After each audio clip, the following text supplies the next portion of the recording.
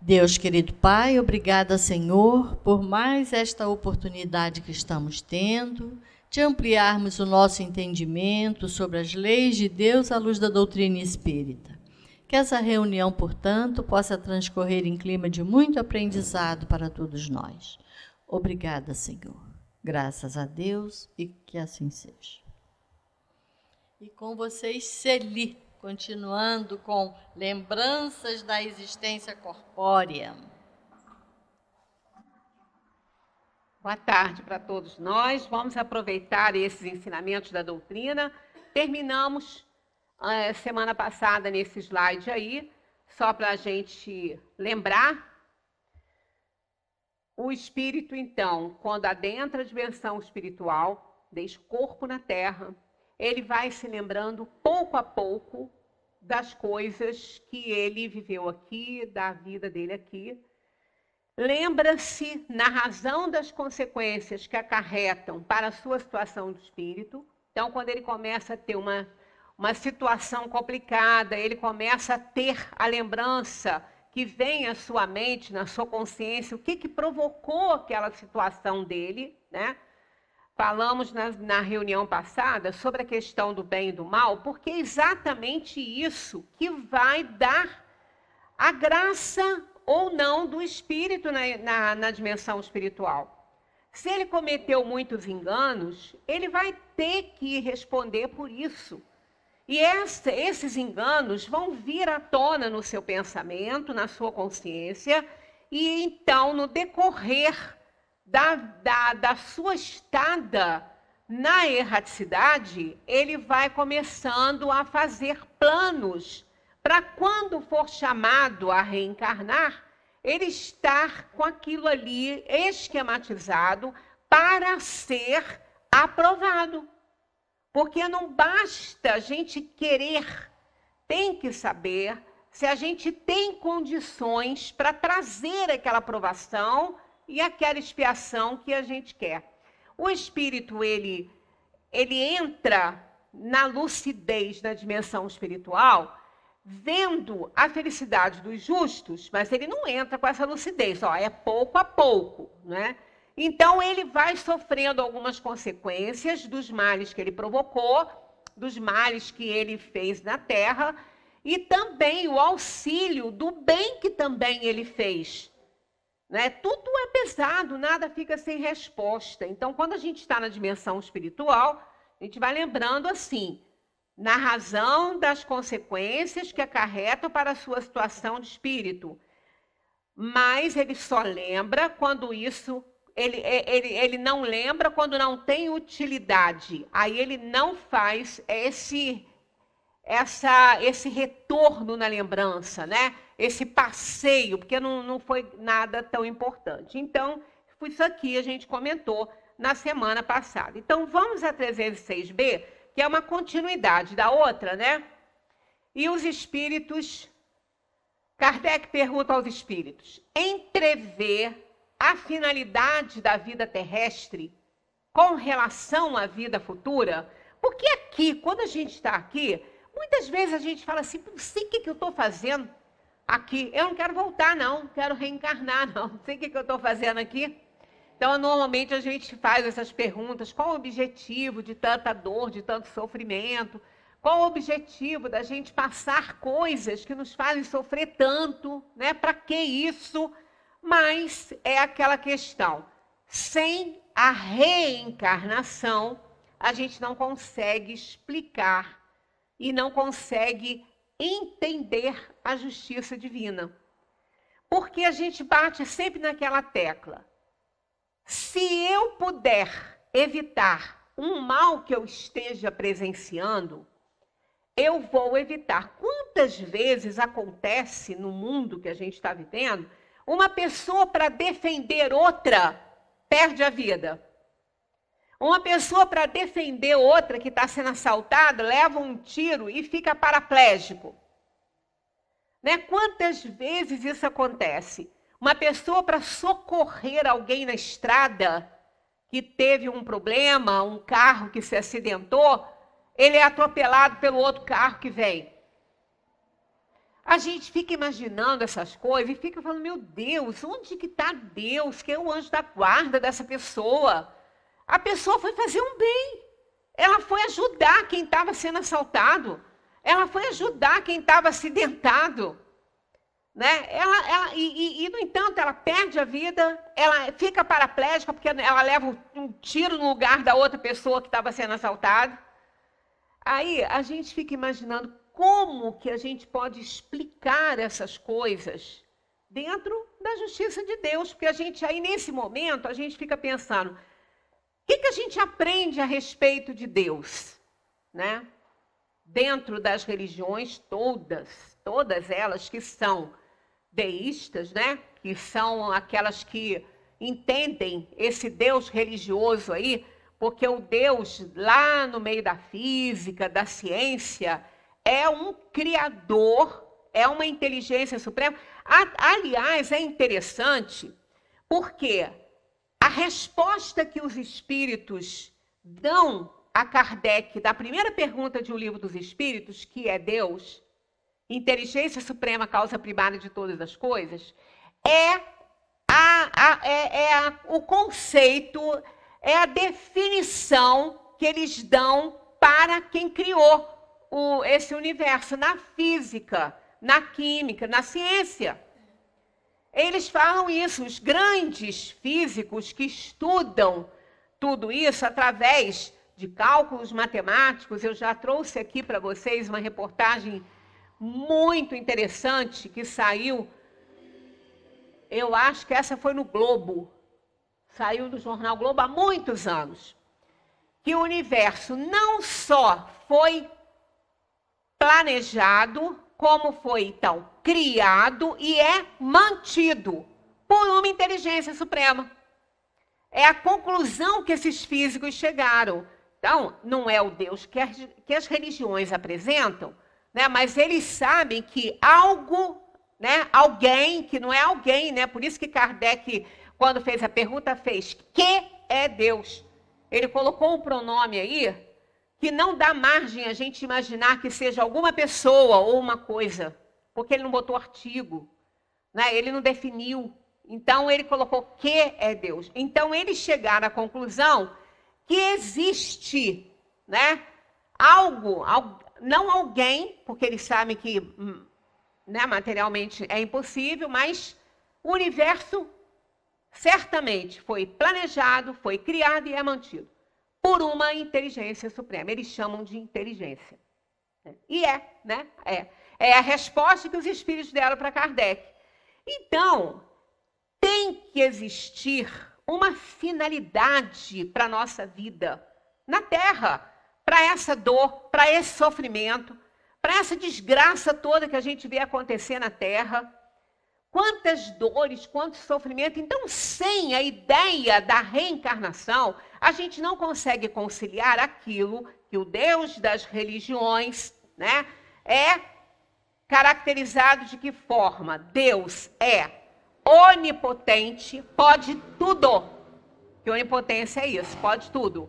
Onisciência, vê tudo. Vê tudo que acontece. Antecipadamente. E onipresente, está em todos os lugares. Então, concebe-se aí que todas as desgraças, toda dor, todo sofrimento é da ciência divina. Ele está sabendo, ele está vendo. Aí a gente se pergunta, mas, né, se eu puder, se eu estiver diante de uma cena e eu estiver vendo que tem alguém que vai sofrer uma situação terrível, eu não vou lá socorrer? É o que acontece com essas pessoas que eu falei. Aquele que parou o carro no acostamento porque o outro esbarrou no barranco, bateu, ele foi lá ver se ele precisa de ajuda. No que ele sai do carro, ele é atropelado, morre.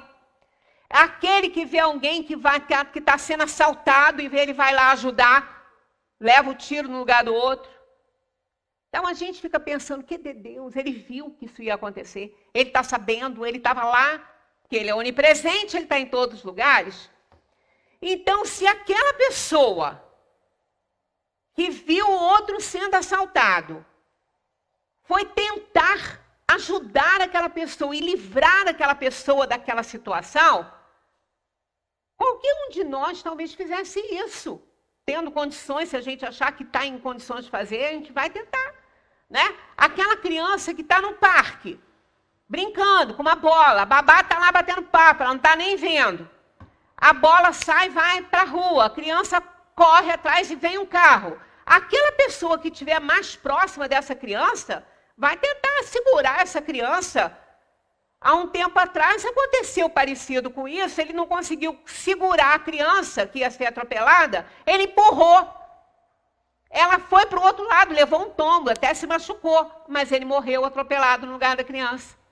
Então a gente fica imaginando, meu Deus do céu, como que a gente entende essa justiça divina? Como que a gente entende tudo isso? Né? Então a gente entende através da reencarnação. Se nós não entendermos a pluralidade de vidas, a gente não consegue conciliar Deus com tudo isso. Porque se eu tentaria evitar algo e não tenho essa onipotência toda, imagina Deus que tem, porque não evita. Aí Kardec faz essa pergunta: entrever o espírito na dimensão espiritual, porque a gente aqui não entrevê isso, né? Aqui a gente não tem essa resposta. Qual a finalidade da vida terrestre em relação à vida futura? Eu tenho que sofrer, então? Só vou ter uma vida futura boa se eu cair na dor e no sofrimento? Eu tenho que passar por isso? Aí a gente fica perguntando, meu Deus, mas que Deus é esse? Né? A gente começa a questionar, é por isso que tem ateu. Entendeu? É por isso que tem gente que não consegue alcançar essa ideia de Deus dessa forma. O Betinho falava isso quando estava encarnado. Ele era ateu, ele era hemofílico. Contraiu AIDS nas transfusões que ele fez, sofria muito. Mas ele tinha uma causa social. Se ele tinha boa intenção ou não, não me cabe fazer esse julgamento, como às vezes algumas pessoas fazem. Né? Não me cabe, eu não sei qual é a intenção dele, eu não estou no coração dele. Né? Mas socialmente ele fazia um movimento de fome zero. E ele queria ajudar as pessoas. E uma vez falaram para ele, por que você se preocupa tanto assim com as pessoas? Você é ateu. Você não acredita em nada. Você acha que você vai morrer e vai acabar. Né? Um jornalista perguntou isso a ele uma vez. Você está doente, muito doente. Você já não está andando. Né? Você está morrendo. E você está engajado num movimento para auxiliar as pessoas. Explica isso para mim. Qual é a sua intenção? Já que você é ateu. Ele falou assim, aí o jornalista falou, você sempre foi ateu? Ele falou, não, acho que ninguém nasce ateu, a gente, criança, vai para a igreja, vai não sei para onde. Mas quando eu comecei a questionar a vida e ver o que acontecia ao meu redor, esse Deus, para mim, não existe. E se a gente não tiver a ideia reencarnacionista, a gente também vai achar que ele também não existe. Por que ele não evita aquilo que eu evitaria? Se eu pudesse, ele pode. Porque o que a gente entende dele é onipotência, onisciência, onipresença e, o mais importante, soberanamente justo, é bom. Aí como é que consegue? Como é que uma pessoa soberanamente justa e boa vai deixar essas coisas acontecerem? Uma criança, uma mãe sofrer uma gravidez, que aí é sofrer uma gravidez de 9 meses, com uma criança que não tem a menor condição de nascer com saúde, vai nascer e vai morrer se não morrer antes. Né? Tantas perguntas, tantas coisas que a gente vai fazendo, aí nasce aquela criança toda deformada, e continua viva. Eu já até contei isso para vocês uma vez, eu estava grávida do meu segundo filho, e eu fui junto com uma amiga que era de fora, que queria conhecer a Casa São Vicente de Paula, eu fui lá com ela. E a madre não queria me deixar entrar, porque eu estava de 7 meses, grávida já de 7 meses. Aí ela falou assim, você não deve entrar nessa ala aí. Eu falei, mas por quê? Ela falou, porque você vai ver muita coisa triste e não vale a pena. Você está esperando um bebê, não vale a pena. Eu não era espírita na época, não. Mas eu falei com ela, eu falei assim, madre, o meu filho está aí, já está formado. Não é, eu não vou ficar impressionada com o que eu for assistir, porque se ele tiver que ter um problema como essas crianças aí que você está falando tem, ele já é assim, porque ele tem 7 meses, ele já podia estar nascendo. Então, não se trata disso, né? Aí ela falou, se você quiser, então você é ali, mas eu não aconselho. Eu falei, não, mas eu quero entrar. E fui junto, né, com a outra, para fazer essa visita e tudo. Até hoje, eu não me esqueço do olhar daquela criança. Eu já contei isso aqui outras vezes para vocês. Ele tinha uma cabeça maior do que o normal. Ele não tinha membros, nem braços e nem pernas. Ele era só um tronquinho e ficava enroladinho. A gente não via o corpinho dele como é que era, não. Ele ficava enroladinho e tinha aonde era braço e perna na roupinha, ficava com um nozinho amarrado no bercinho assim. Eu não sei se ele tinha início do membro, não sei, eu não perguntei. Mas só tinha o rostinho dele de fora, né? Ela disse que ele era um menino. A irmã falou para mim, olha, foi o olhar mais lindo que eu já vi na minha vida. Eram pretos os olhos dele, os cílios dobravam assim, e tinha um brilho nos olhos dele, um brilho. Ele não falava, ele não se mexia, ele mexia os olhos. Então, se eu fosse para um lado, o olhinho dele ia, para o outro lado, o olhinho dele ia. Olha, ele sorria com os lábios, porque ele não tinha nenhum controle do músculo, da face, nem nada. Só com os olhos. Ele só mexia os olhos. Então, ele ficava, né, procurando a gente com os olhos e ele sorria, ele brincava com o olhar. É o olhar mais lindo que eu já vi. Aí eu ainda falei com a irmã, você queria me privar de ver esse olhar aqui? Ela falou assim, minha filha, as pessoas não veem isso, não veem a deformação. Eu falei assim, olha, o olhar mais lindo que eu já vi na minha vida. E eu via aquele olhar o tempo todo, até hoje eu vejo, né? Ela falou que ele tinha uns 8 anos ali, naquela situação. Aí eu fui embora para casa e eu fiquei questionando, eu falei, meu Deus, como que pode acontecer isso? Que finalidade tem a vida daquela criança? Depois eu pensei assim para mim, eu acho que a finalidade é a beleza do olhar dele que a gente tem que ver.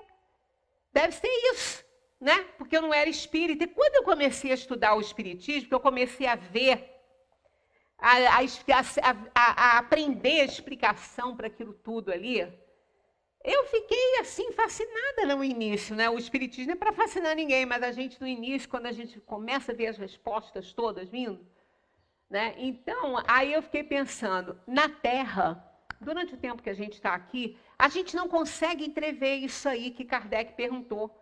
Entrever a finalidade da vida terrestre com relação à vida futura, né? Por quê? Olha só a pergunta. Finalidade da vida terrestre com relação à vida futura. Uma coisa está atrelada à outra aí. Não é só a finalidade dessa vida aqui. Porque tem pessoas que não veem a vida futura, não creem, tem filosofias e religiões que não creem na vida futura. Creem na vida eterna, mas não na vida futura como o Espiritismo mostra para a gente. Que a vida continua do jeitinho que ela é. Só que numa outra dimensão, até que o espírito se desligue da encarnação dele. Então, ele lembra da existência corpórea, sabe que não está mais nela, quando ele alcança a lucidez, né? Depois que ele sai daquele passamento que eu chamo, da perturbação da morte. Aí ele entrevê a felicidade dos justos, mas ele não pode ainda se juntar aos justos. E aí ele quer ser assim. É aquela inveja boa, que a gente fala, mas existe inveja boa? Claro que tem inveja boa. A ciência prova isso e a gente não precisa nem da ciência, basta observar. Quando uma pessoa tem uma inveja boa do outro, é uma inveja porque ele queria ter o que ele tem, o outro tem. Mas é boa por quê? Porque ele está feliz com aquilo que o outro tem. Ele se sente feliz porque o outro tem aquilo. Ele só quer também. E isso não é pecado, por isso que isso é uma inveja boa. Aquela pessoa que inveja o que o outro tem dessa forma, ela está muito feliz com tudo que ele tem, que ele conseguiu. E ela deseja que ele consiga cada vez mais. Mas ela também quer conseguir. Ela também deseja aquilo. Essa é a inveja boa. É aquela inveja que não prejudica nenhuma das partes, nem quem sente e nem quem é invejado. Porque essa pessoa que tem esse tipo de inveja, ela ora para que aquela outra continue no progresso dela e alcançando cada vez mais sucesso. Então ela é boa, é um sentimento bom. É essa que o espírito tem quando ele chega na espiritualidade, livre da perturbação, quando ele tem a ideia lúcida da sua situação, que ele vê a felicidade dos justos, ele vê a pureza dos outros, a felicidade daqueles que estão ali auxiliando ele, que já estão numa condição boa, que já o estão auxiliando. Ele quer isso. Aí ele começa a pedir coisas, a escolher coisas que ele não tem ainda condições de segurar. Então, ele faz o plano. Ele vai anotando ali na consciência dele. Mas depois, esse plano tem que ser aprovado. Porque os espíritos que o auxiliam na encarnação, o próprio espírito protetor dele, que não o abandona, está sempre conosco, né? O espírito protetor não nos abandona nunca. Ele está sempre conosco. Quando a gente desencarna, né, o espírito desencarna, ele continua com a gente. Então ele fala, olha, você não tem ainda condições para isso. Né? Você não tem ainda um desenvolvimento moral, você não tem uma elevação moral para você sustentar uma aprovação dessa, uma expiação. Então, vamos com calma. Somos imortais. Não tem tempo. Então, o espírito aí é obrigado a deixar, muitas vezes, para a próxima, aquela aprovação e aquela expiação que ele queria, porque ele não tem condição, né? Então, quando Kardec pergunta, entrever o espírito lá na erraticidade, não é aqui. Entrever a finalidade da vida terrestre, quer dizer, ele entendeu a finalidade do seu sofrimento, das coisas que ele passou, da doença que ele teve, em relação à vida futura. Olha o que eles respondem, né? Seguramente que a vê e compreende muito melhor do que quando vivia no corpo. Compreende a necessidade de purificação para chegar ao infinito. E sabe que a cada existência se livra de algumas impurezas. Algumas, aqui. Quando a gente pensa que a gente está aqui pagando tudo, muda o pensamento, amigo, porque não é assim, não. Aqui, algumas impurezas. Nós temos zilhões de impurezas. E não é numa encarnação que a gente vai resgatar isso. Então, por quê? Aquelas que ele já pode passar. Aquelas que ele já tem condição de segurar. Por isso que aquele dito que Deus dá o frio conforme o cobertor que você tem, é verdade. É verdade. Deus não vai permitir que aquele espírito escolha algo que ele não vai conseguir vencer. Por isso que quando a gente fala que a gente está nesse mundo aqui e que a gente está achando que a nossa cruz está pesada, ela não está, não. Ela está na medida certa. Senão, aqueles auxiliares de Deus não deixariam que a gente escolhesse aquilo que a gente não tem condição de aguentar. Porque é derrota na certa. E a gente não vem para o mundo para ter derrotas. A gente vem para resgatar mesmo e sair vitorioso daqui. Então, condições a gente tem. O negócio que nos falta é a compreensão. Então, na dimensão espiritual, ó, seguramente que vê e compreende muito melhor do que quando vivia no corpo.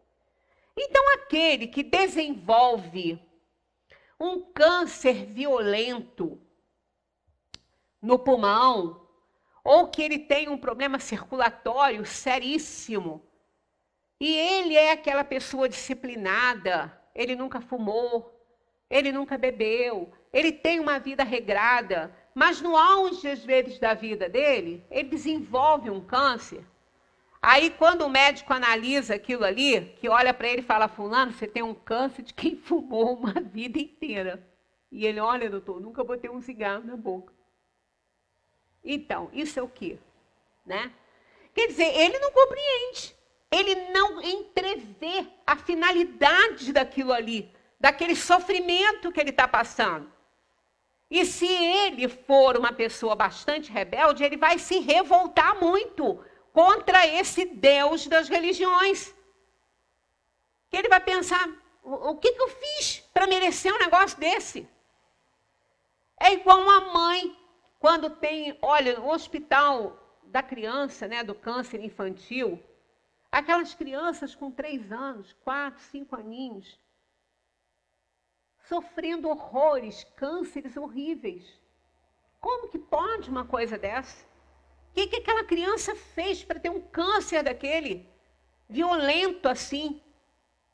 Né? E ela com a esperança de se curar, e algumas não. Tanto que eu já contei essa história aqui também, de uma criança de 10 anos, que o câncer não estava, né? Eles não estavam conseguindo resultado bom com os tratamentos, né?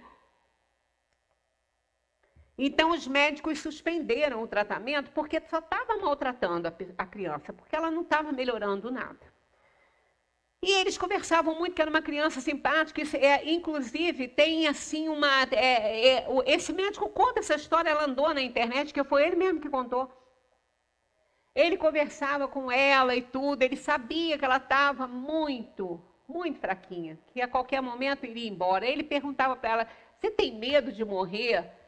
Ela dizia que não, era uma menina. Ela dizia que não. Ela falou, não tenho medo.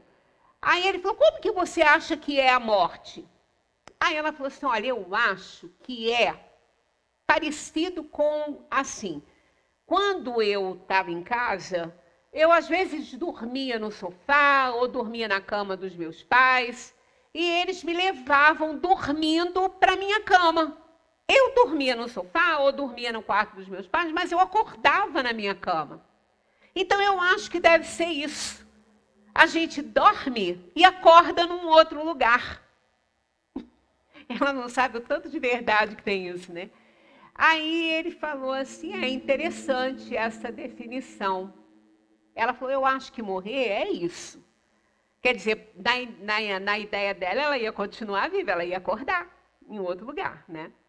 Aí ele falava assim, ele falou com ela assim, e o que você mais tem assim medo? Você não tem medo de morrer? Você tem medo de alguma coisa? Aí ela falou assim, medo não. Mas eu vou ficar muito triste, porque a minha mãe e o meu pai vão ficar muito tristes quando eu morrer. Então, eu não tenho medo, mas eu tenho essa tristeza, que eles vão ficar muito tristes e eu não gosto de vê-los tristes. Aí ele falou assim, mas... Aí ela falou assim, eles vão sentir muita saudade de mim, muita. Aí o médico falou assim, tá bem, saudade. O que você acha que é saudade? Eles vão sentir saudade? O que você acha que é isso? Você é tão pequena para saber o que sentir saudade de alguma coisa? Você já perdeu alguém? Ela falou, não. Ela falou, ele perguntou, você tem saudade de alguma coisa? Ela falou assim, não, eu sempre tive tudo, eu não tenho saudade de nada. Aí ele falou, então o que você acha que é saudade? Para você falar que eles vão ter saudade de você, se você nunca sentiu saudade, não sabe o que é. Ela falou, mas eu sei. Aí ele falou, então o que é saudade? Aí ela falou, é o amor que fica. Olha a maturidade dessa menina de 10 anos. Né? É o amor que fica. E vamos pensar se não é o amor que fica. A gente só sente saudade do que é bom, do que a gente amou, do que a gente recebeu de amor. É isso, é o amor que fica. Né? Então, a gente aqui no mundo, a criança reage muito melhor quando ela tem uma notícia que ela tem uma vida curtinha, que ela não vai viver muito, do que o adulto. O adulto se revolta muito com isso. Né? Ele tem muita revolta, ele não consegue entender a finalidade do que acontece na vida. Porque só quando está tudo bem, mas quando começa a não ficar tudo bem, ele não consegue entender a finalidade disso. E se revolta muito diante da situação. Né? Então aí, entrever a finalidade da vida, até seguramente que sim. Porque lá, o que acontece? O espírito não tem mais o corpo, o cérebro não está ali, o cérebro físico não está embotando lembranças passadas, né? Porque quando está na vida com o corpo físico, quando ele está encarnado, quando ele precisa de fazer lembranças de fatos passados, ele tem que entrar num estado alterado de consciência por um profissional, porque sozinho ele não entra. Pode acontecer, sim, vários casos, da pessoa lembrar. Mas o esquecimento do passado é algo característico a todos os espíritos que encarnam. Vez por outra lembra de alguma coisa. Mas quando entra num estado alterado de consciência, quer dizer, o passado, ele não vai ao passado, o passado vem até ele. Porque libera as lembranças. E na dimensão espiritual, essas lembranças são liberadas normalmente.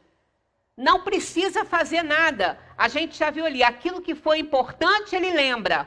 Porque ele não tem mais o cérebro físico para embotar nada. Ele está na dimensão espiritual, ele é um espírito, ele não é mais uma alma. Ah, mas a alma e espírito não é igual? É igual, é a mesma coisa. Só que quando o espírito está encarnado, ele tem limitações de lembranças, ele só lembra o que importa para a vida dele atual. Por isso ele é uma alma encarnada, então ele está com as lembranças embotadas. Agora, quando o corpo é morto, então ele entra na dimensão espiritual, os espíritos falam para Kardec, volta a ser espírito com plenitude de lembranças, tudo. Aí ele sabe o que ele fez. Então, aquele que teve aquele câncer no pulmão, ou então que teve um problema circulatório seríssimo, e nunca fumou, nunca bebeu, quando ele chegar na dimensão espiritual, ele vai estar livre do corpo que embotava suas lembranças, ele vai lembrar daquela vida passada, não da última, pode ser de outra que ele tenha tido, onde ele praticou atos que lesionaram o corpo físico. Fumou muito, bebeu. Então, ele foi causando lesões na organização do perispírito naquela área, e quando ele tiver condições de resgatar, ao reencarnar, ele vai imprimir isso no corpo físico para ele poder resgatar, porque ele deseja isso. Eu me lembro que eu tenho uma amiga, ela está encarnada ainda, ela sempre fumou muito. Chegava a me incomodar de ver sempre cigarro, eu ficava desesperada de ver tanta... Ela vivia com cigarro, ela estava cozinhando, ela estava com cigarro na mão, ela estava conversando com cigarro na mão. Eu falei assim, você vai se matar, criatura, para com isso. Você não está vendo? Ela falou, ei, meu pai morreu com 100 anos, fumou a vida inteira, nunca teve nada. Eu falei, você acha que por causa disso você não vai ter? Ele é ele. Aí, como ela era católica demais, eu nem ousava falar em reencarnação, que ela acho que ela me botava até para fora da casa dela, né? Ela sabia que eu era espírita, mas eu não conversava a respeito disso, porque ela é fervorosa até hoje. Ela já, e a fé que ela tem é o que segura ela, porque eu nunca vi uma pessoa passar por tantos sofrimentos e dores como essa minha amiga. De perda de pessoas amadas, queridas, sabe, assim, nunca vi para sofrer tanto. E ela tá lá, indo para a igreja e, firme na fé. Então, porque aí é que a gente vê, não é a religião, é a fé, é o sentimento de religiosidade. Uma vez eu falei, por que você acha que você está passando tudo isso? Ela falou assim, porque Deus está me testando. Ele deseja testar essa filha. Então, eu continuo com a fé. Então, é essa fé que sustenta ela. Então, a gente vê o espírito adentrando na vida espiritual, ele sabe por que ele teve aquele câncer, por que ele teve aquilo, por que ele está sofrendo isso ou aquilo. Ele sabe de tudo. Então, ele entrevê a finalidade da vida terrestre, que é o resgate daquela situação pela qual ele passou. O meu avô, eu acho que ele foi uma das pessoas mais adoráveis do mundo. Puro não é porque ele encarnou num plano de provação e expiação, né? Mas que doce, ele era um doce, o pai do meu pai. Coisa mais gostosa, meu avô. Sabe, ele tinha uma carinha de anjo, ele era uma gracinha, mas uma doçura. Num determinado momento da vida dele, ele teve que cortar a ponta dos pés, porque ele teve problema circulatório seríssimo. Né? Então, não contribuiu para aquilo. Mas teve, quer dizer, resgatando coisas de vidas passadas. Né? Então, aí ele não se revoltou contra isso. Ele só falava que ele tinha coceira dos dedos. Eu falava, vovô, você não tem mais dedo, você está coçando o que aí? Ele falou, não, mas eu sinto coceira nos dedos. Era engraçado isso, que a gente tem a correspondência mental, né? Então, a gente vê, quando o espírito está lá, ele entrevê a finalidade da vida terrestre com relação à vida futura. Quer dizer, ele sofreu para resgatar algo que não vai estar presente na vida futura dele, se ele conseguiu resgatar. Então, isso é uma bênção, né? Então, seguramente que vê e compreende e sabe que cada existência se livra de algumas impurezas, não de todas e nem de muitas, de algumas. Né? Deus é soberanamente justo e bom e nos dá essas oportunidades de resgate. Por isso que ele não interfere. Por isso que aquele que morreu atropelado, que parou o carro no acostamento, que foi ajudar o outro, estava na hora dele morrer e ele vai numa situação bonita. Por quê? Ele estava indo ajudar uma pessoa. Quer dizer, imediatamente esse espírito já foi logo auxiliado, ajudado, retirado dali. Porque olha a intenção dele ali, foi auxiliar, ele foi fazer o bem. Mas estava no momento dele. Né? Igual aquele que foi ajudar aquele músico, né? Ele está na cadeira de rodas, que ele foi ajudar uma pessoa que estava sendo assaltada. Ele levou um tiro, atingiu a coluna, e ele hoje está na cadeira de rodas, eu não sei o nome dele. Ele era de uma banda. Então, perguntaram se ele tem revolta, ele falou que não. Ele falou assim, eu fiz o que minha consciência mandou e eu faria de novo. Quer dizer, ele entendeu. Então, olha que bom isso, né? Ele entendeu a situação dele. Então, ele compreende a necessidade de purificação para chegar ao infinito. Ele sabe que ele não é espírita, esse músico, mas ele sabe que algo Deus tinha em mente para que ele passasse por aquilo ali. Então, ele não botou a culpa em Deus, né? Como a maioria faz. 307. De que maneira a vida passada se desenrola na memória do espírito? Por um esforço da sua imaginação ou como um quadro que ele tenha ante os olhos? Olha a pergunta de Kardec. Por um esforço, a vida passada dele, depois que ele está na dimensão espiritual, que ele saiu daquela perturbação, ele está lúcido. Então, como que ele lembra? É um esforço que ele faz para ficar lembrando? Ou um quadro que se tenha ante os olhos, a vida dele como se fosse um filme passando, né, pela mente dele. Olha o que eles respondem. De uma e outra forma. todos os atos que tenham interesse para a sua lembrança. Reparem que os espíritos continuam nessa temática, só quando tem importância a lembrança, né? Todos os atos que tenham, todos os atos que tenham interesse para a sua lembrança são para ele como se estivessem presentes. É como se ele estivesse vivendo aquilo, né? Os outros ficam mais ou menos no fundo da memória. Quer dizer, aqueles que ele não teve grande significação para ele, fica no fundo da memória, ou completamente esquecidos. Quanto mais desmaterializado estiver, menos importância atribui às coisas materiais.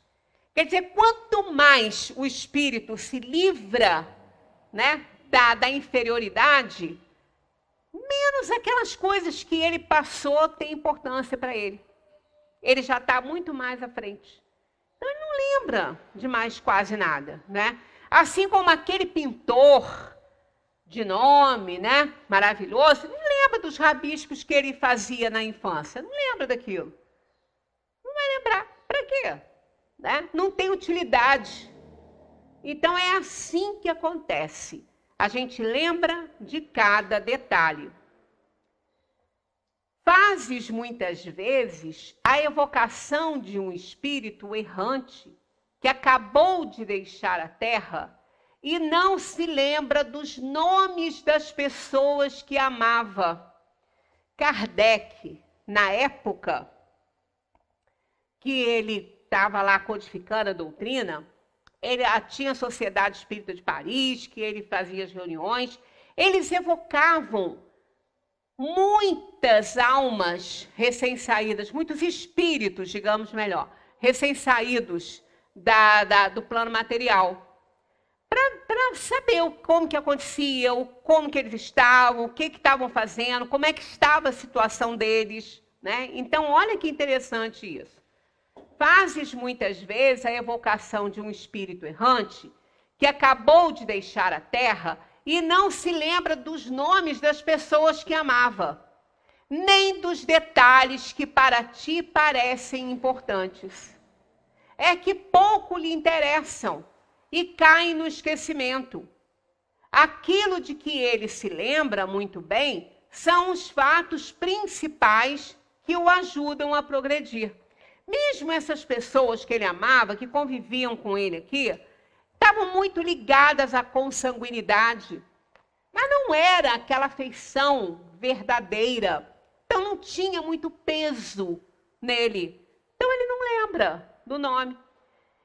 Tem uma passagem que eu já mostrei aqui algumas, quando a gente falou de mundos, né, superiores e tudo. Tem a Kardec na Revista Espírita, que essa revista ela foi escrita antes do Livro dos Espíritos, e baseado muito naqueles depoimentos e coisas, ele escreveu muitas coisas depois no Livro dos Espíritos. Então, houve uma comunicação de Moza, que dizia que estava encarnado em Júpiter, na época dessa comunicação.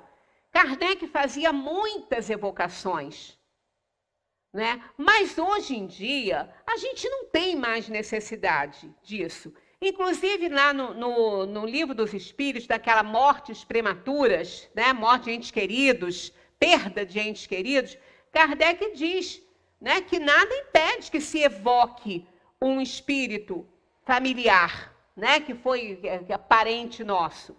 Mas, por exemplo, quando Kardec escreveu isso, lá atrás, né, na codificação, essas coisas eram muito necessárias, porque eram esses depoimentos que auxiliavam Kardec a fazer a codificação, a colocar no Livro dos Espíritos, a revelar a vida na dimensão espiritual. Era muito necessário. Hoje, nós não temos mais necessidade disso, né? Por quê? Porque a gente já sabe a situação do espírito na dimensão espiritual.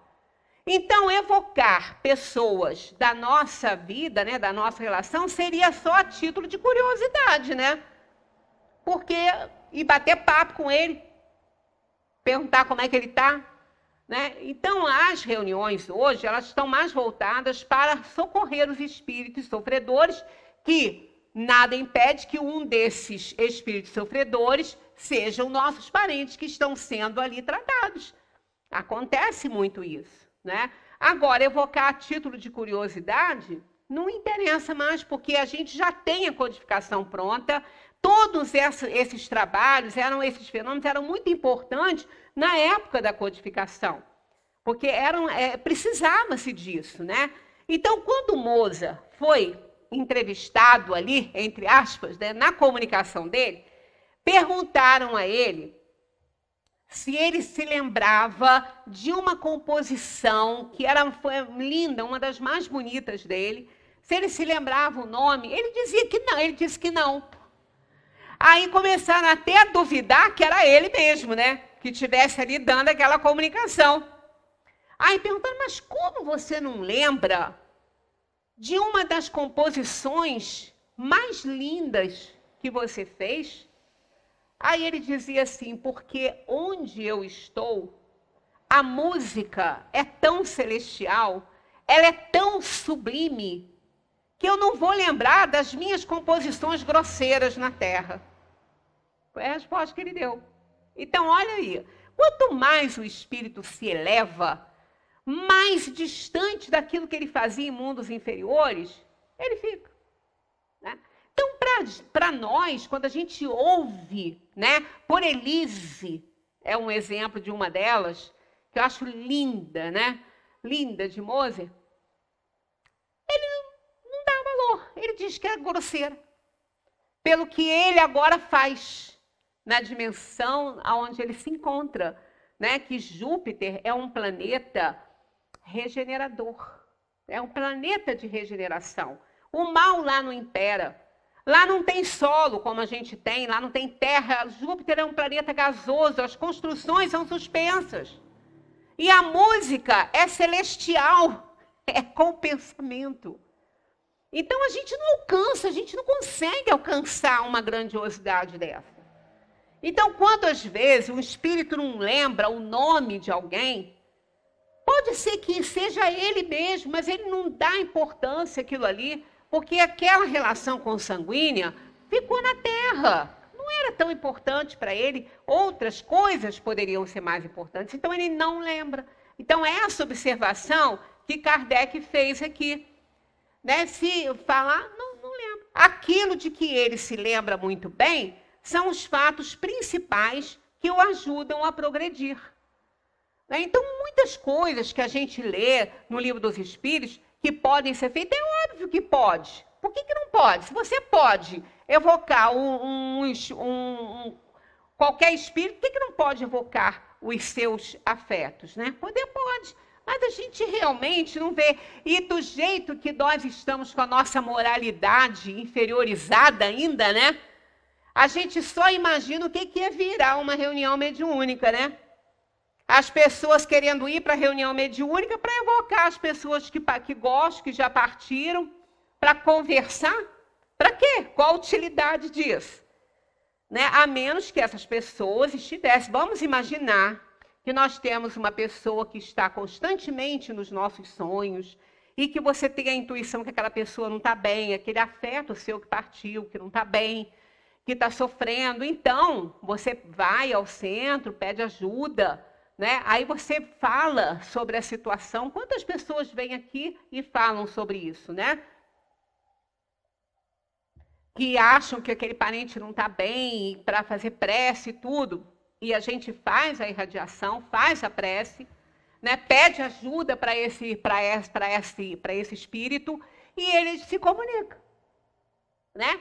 Então, não é bem uma evocação a título de curiosidade, é uma evocação na prece, pedindo auxílio para ele, né? Pedindo que ele se pudesse manifestar para ser ajudado, que será ótimo. Então, e às vezes acontece. Aqui nós já tivemos muitos espíritos que, quando se manifestam na reunião mediúnica, através dos médiuns, são aqueles espíritos que muitas vezes as pessoas vêm e pedem ajuda para eles. E eles vêm. Então, não há nenhuma impossibilidade, não, nenhuma. Agora, a gente tem que saber a utilidade disso, né? Ali é para auxiliar o espírito, porque ele está muito presente na casa da pessoa, alguém da família está vendo muito ele lá, ele está interferindo muitas vezes no sono de uma criança, né? Porque está ligado. Aí faz sentido, né? Você pedir ajuda para ele e, quem sabe, mentalizar se ele pudesse comunicar para que seja ajudado. Agora, nesse sentido, acho muito importante, muito útil. Agora, não, né, fazer isso, né, porque quando a gente lê ali, naquelas observações de Kardec, pode parecer que a gente pode, né, qualquer um pode ficar fazendo evocação daquele que deseja saber notícia. A gente não é bem assim que deve funcionar, né? Porque tudo pode, mas nem tudo nos convém. Então, se o objetivo das nossas reuniões é auxiliar os espíritos, né, se eles precisarem de ajuda, os nossos parentes, os nossos afetos, eles vão se manifestar, eles vão chegar, outro espírito vem para dar notícia. Isso acontece muitas vezes, e às vezes o próprio espírito vem, faz uma cartinha e pede para entregar para a família. Isso já aconteceu várias vezes aqui na casa. Eu já contei para vocês um caso que nós fomos até Lumiar, na estrada de Lumiar, atrás da pessoa, porque a esposa dele pediu que a gente entregasse a carta para ele, né? Então, isso acontece, não é normal acontecer. Normal não é comum. Normal é, mas não é comum assim. O espírito vem, muitas vezes a gente reconhece que é o espírito pela situação. Pela situação. Uma vez nós tivemos uma comunicação aqui de um espírito que tinha acabado de desencarnar. E estava muito perturbado. E foi trazido aqui por mérito dele, porque ninguém evocou, a gente nem estava sabendo muito do caso, mas durante a comunicação a gente viu que era aquele espírito que tinha acabado de desencarnar. E foi ajudado, foi amparado, foi auxiliado, porque esse é o grande objetivo das reuniões mediúnicas, auxiliar os espíritos, né? Agora, quando a gente faz, aqui, por exemplo, como Kardec falou, evocação de um espírito errante é que ele está desencarnado, né? E que acabou de deixar a Terra e não se lembra o nome das pessoas que amava, aí isso causa até, né, um mal-estar. Gente, será que não era amor que sentia? Não é isso, gente. Na dimensão espiritual as coisas são diferentes. Os laços consanguíneos são da Terra e aqui ficam. Eles não vão com a gente, não. Vão aquele afeto, aquele para ele, os laços consanguíneos eram importantes aqui na Terra. Mas aquelas almas que estavam nisso, talvez algumas fossem muito relevantes na vida dele e outras não. Né? Mas não é por isso que ele deixou de amar aquelas pessoas enquanto estava aqui na Terra. Então, a dimensão espiritual, os espíritos pensam diferente. A visão deles é diferente daquelas que ele tem quando ele está encarnado aqui no mundo. Aqui ele está sob o efeito dos apelos do mundo, né, dos seus interesses, das suas conveniências. Então, é muita coisa que influencia. E quando ele parte da Terra, isso tudo muda. É bem diferente. Por isso que a gente fica imaginando, né, quando a gente, às vezes, pensa assim, a pessoa quem não é reencarnacionista, ou quem não estuda a doutrina, tem uma ideia muito errada de como fica o espírito desencarnado. Eu conversei com uma pessoa há pouco tempo e ela falou assim, gente, como deve ser difícil a morte, né? Porque ele perdeu tudo. Ele perdeu o que ele fazia, a vida, ele perdeu a mulher, os filhos, perdeu tudo, os parentes, a família. Aí eu olhei para ela e falei assim, ele não perdeu nada, amiga, nada. Como assim não perdeu nada? Perdeu. Ué, perdeu? Não perdeu. Ele está muito mais perto do que você imagina. Eles não perdem, eles nos veem o tempo todo. Eles sabem o que nós pensamos o tempo todo. Eles sabem de tudo, pois eles estão próximos. Se eles não puderem ajudar, eles pedem ajuda a alguém. Mas eles... Aí ela falou assim, você está falando isso agora? Eu estou lembrando de uma coisa. Teve um dia aí que o meu filho passou mal e ele estava indo para o meu quarto para falar que não estava muito bem. Nisso, a irmã acorda, é mais velha do que ele, a irmã acorda e vai em direção ao meu quarto, encontra com o irmão que estava indo falar comigo. Nisso, ela viu que ele não estava passando muito bem, eles estavam na porta do banheirinho, eles entraram e ele ali passou muito mal, ali ela ajudando ele.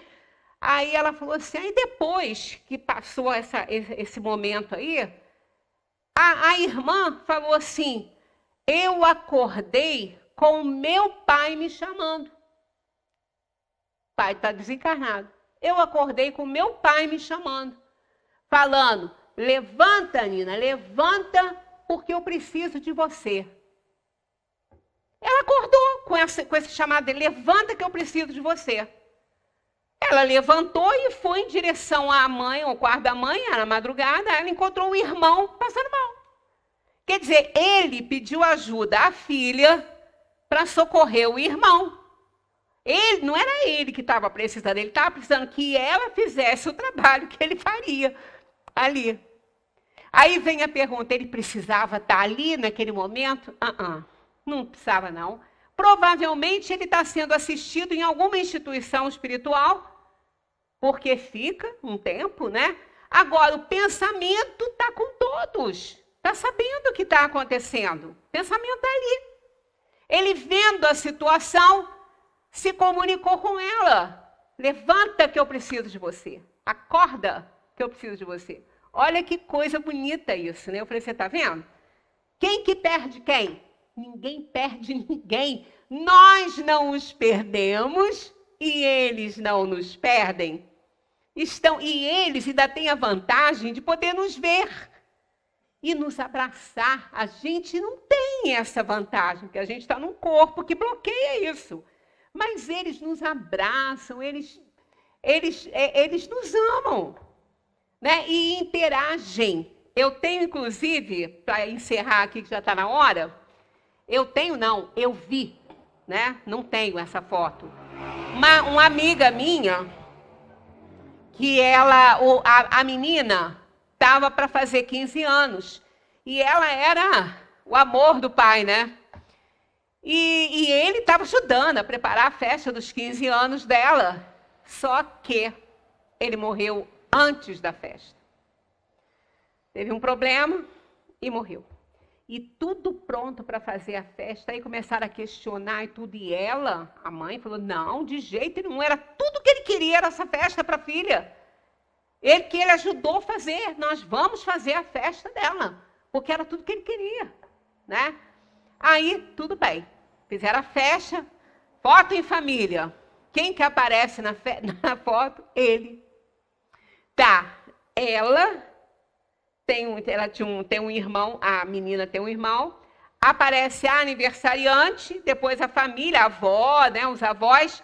Ele está entre a mãe, ela estava perto da aniversariante, então o rosto dele aparece entre o da mãe e o da aniversariante. Ele estava na festa. E ele foi fotografado na foto de família. Quando ela me mostrou aquilo, eu vou ver se eu encontro ela, que tem muito tempo que eu não vejo, para ela tirar uma cópia dessa foto para mim. Que na época eu não pedi. Tem tantos anos isso, mas com certeza ela tem. Então, olha que coisa linda. Ele estava lá participando da festa. E saiu na foto de família. Então, quando a gente vê isso, gente, a gente tem uma gratidão a Deus, né? Que não nos priva de nada, não nos tira nada. Não nos tira nada. Nos tira uma vida material, nos dá a vida espiritual, na qual a gente se lembra de tudo, e os amores de verdade permanecem. Que esse é o grande objetivo, essa é a grande, função, o grande objetivo das vidas de todos nos planos materiais. Sublimação de sentimentos, instinto elevado à altura do progresso feito que se transforma em amor. Olha que coisa mais bonita do que isso. Não tem, né? Então, continuemos a estudar a doutrina. Semana que vem estaremos na 308. O Espírito se lembra de todas as existências que precederam a que acabou de deixar. Então, quem quiser antecipar aí o estudo, 308 de O Livro dos Espíritos. E nós estaremos aqui conversando a respeito. Muita paz para todos.